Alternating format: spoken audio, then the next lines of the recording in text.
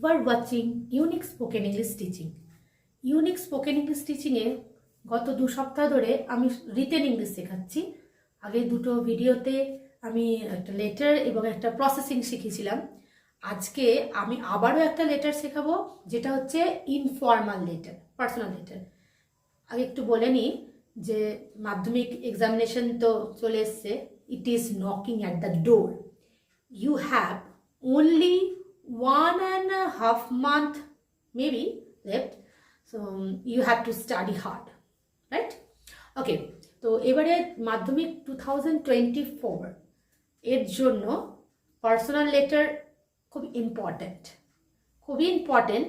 তো personal letter আর মানে informal, যেটা পার্সোনাল হচ্ছে ইনফর্মাল লেটার আর ফর্মাল লেটারের মধ্যে ডিফারেন্স রয়েছে।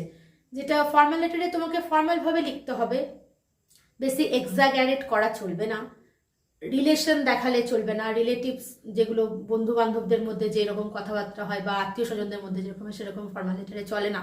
কিন্তু ইনফর্মাল লেটারে তোমাকে এগুলো তোমাদের কোনো ব্যাপারই না, এগুলো তোমাদের চলতে পারে, যত এক্সাগারেট করতে পারো করবে। কিন্তু এখানে একটা কিন্তু আছে। কিসের কিন্তু? কিন্তু হচ্ছে যে ওয়ার্ড লিমিট তো 100টা, 100 ওয়ার্ডসের মধ্যে তোমাকে বিষয়টা নিয়ে তোমাকে লিখতে হবে, তাই টু দ্য পয়েন্ট লিখতে হবে। 100 ওয়ার্ড তো ওভার করলে চলবে না, তো টু দ্য পয়েন্ট লিখতে হবে। আজকে আমার লেটারের বিষয় হচ্ছে আফটার মাধ্যমিক এক্সামিনেশন কি করে 3 মাস ডিউরেশন যে ব্রেকটা রয়েছে, এই ব্রেকটা 3 মাস কীভাবে কাটাবে, এইটা জানিয়ে বন্ধুকে চিঠি। যে how will you spend your 3 months break after Madhyamik examination, এই বিষয়টা মানে এটা হচ্ছে কোয়েশ্চেন, এর উপরে লেটারটা লেখা। প্রথমে লেটার লেখার নিয়ম কি? এই পাশে হচ্ছে সেন্ডার্স অ্যাড্রেস। দেখো এটাকে বক্স করার কোনো প্রয়োজন নেই, আমি সেপারেট করার জন্য করলাম। বক্স করবে না, বক্স করা দরকার নেই, এটাতে নর্মাল লিখবে, একটু স্পেস রাখবে। এই পাশে যেন কিছু লেখা না হয়, ঠিক আছে? এটা ঠিক 1 আঙুল করে ছেড়ে, 1 আঙুল কি 2 আঙুল করে ছেড়ে সেপারেশনটা বুঝিয়ে দিতে হবে। যেটা তুমি সেন্ডার্স অ্যাড্রেস লিখেছো, এখানে বডি আছে, এখানে নেক্সট প্যারা রয়েছে একটা, এবং এখানে রিসিভার্স অ্যাড্রেস রয়েছে। জাস্ট এটা যে 2 আঙুল করে ছেড়ে সেপারেশনটা বুঝিয়ে, 2 আঙুল 1 আঙুল যাই হোক করে বুঝিয়ে দেবে। আমার বোর্ডটা ছোট বলে আমি এখানে মনে হচ্ছে একসাথেই রয়েছে, তাই আমি একটুখানি মার্ক করে দিলাম। তো আমি আমার অ্যাড্রেসটা দিলাম শ্যামপুর, দুর্গাপুর 1, পশ্চিম বর্ধমান, অ্যান্ড ডেট মাস্ট। এর জন্য তোমাদের 2 মার্কস আছে, 2 মার্কস, এর জন্য 2 মার্কস রয়েছে। তারপরে আমি বন্ধুর নাম লিখলাম ডিয়ার আকাশ, বন্ধুর নাম ডিয়ার আকাশ। তোমাদের নিজেদের বন্ধুদের নাম দেবে, যার বন্ধুর নাম এখানে দিতে হবে ডিয়ার আকাশ অথবা my dear Akash. My dear বন্ধুদের নাম, friends name. Hope you are well. Hope you are well by the grace of God. How are you? I have not. It's a long time that we haven't meet.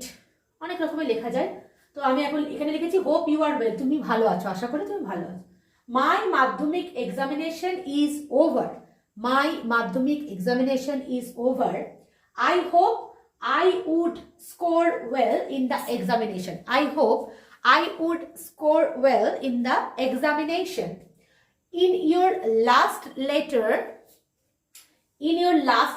you wanted to know what I would do during the break. In your last letter, you wanted to know what I would do during the break. Well, during this 3 months break, I have decided to go to my uncle's house to Kolkata. আমি ঠিক করেছি কলকাতায় আমি আঙ্কেলের বাড়ি যাব। There I will spend some days with my cousin. সেখানে আমি আমার কাজিনদের সাথে কিছু সময় কাটাবো।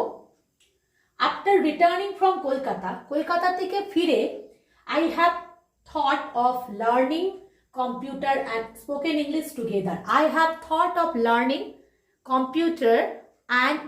English together. That's way I will keep myself busy and happy. I want to utilize my break. I want to utilize my break. আমার ব্রেকটাকে আমি কাজে লাগাতে চাই, ইউটিলাইজ করতে চাই।